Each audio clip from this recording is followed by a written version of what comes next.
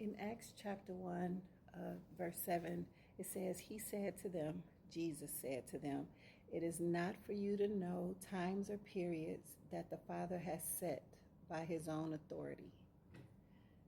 It's not for us to know the times or period.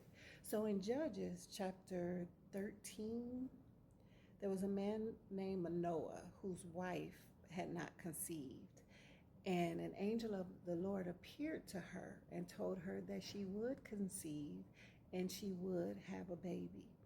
He also gave her instructions on what she couldn't eat or drink, how she could not cut his hair because he was going to be a Nazirite. He gave her specific instructions. They were limited instructions, but they were instructions nonetheless. He didn't spell everything out. He just told her, you're going to have a baby. Don't drink no wine or no beer. Don't eat anything unclean, and don't cut the baby's hair, because he will be a Nazirite to God from birth to death. When the angel of the Lord told her this, she ran and told her husband, Manoah.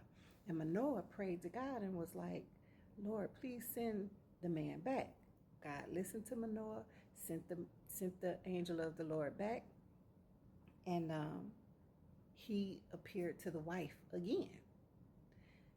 He appeared to the wife, and the wife ran to Manoah to tell him, the man that I saw is here. And so he followed his wife, and he went to the man of God, the angel of God, not knowing he was the angel of God.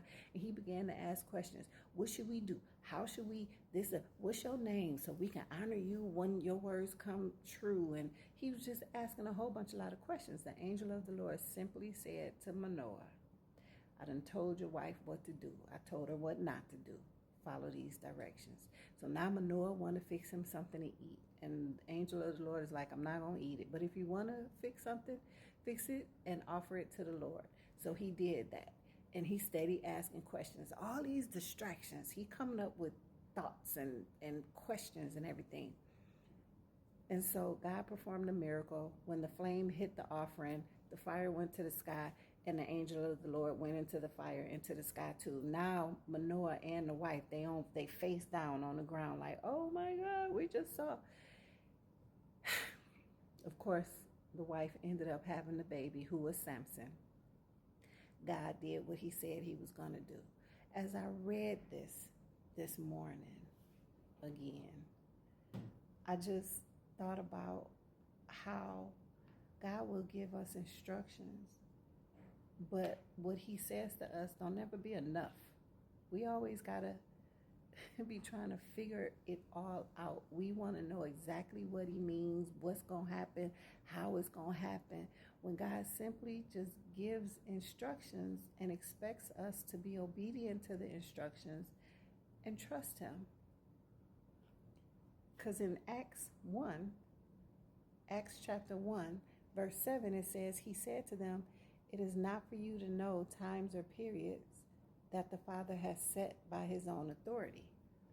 What we have to know is he said it. You got to know that it was him that said it. Move in obedience to what he said and trust him. When you try to put your fingers and your toes in what God is doing, that blessing that he was going to bless you with is now tainted. He's still going to get the glory. He's going to get the glory, and whatever he says is going to come to pass. But you won't receive the blessing because you didn't trust him and you moved in disobedience. Even right now, I'm thinking about a situation going on in my life right now, and I'm like, what, and why, and everything. But it's not for me to know. What it is for me to know is that God told me to follow him in everything that I do.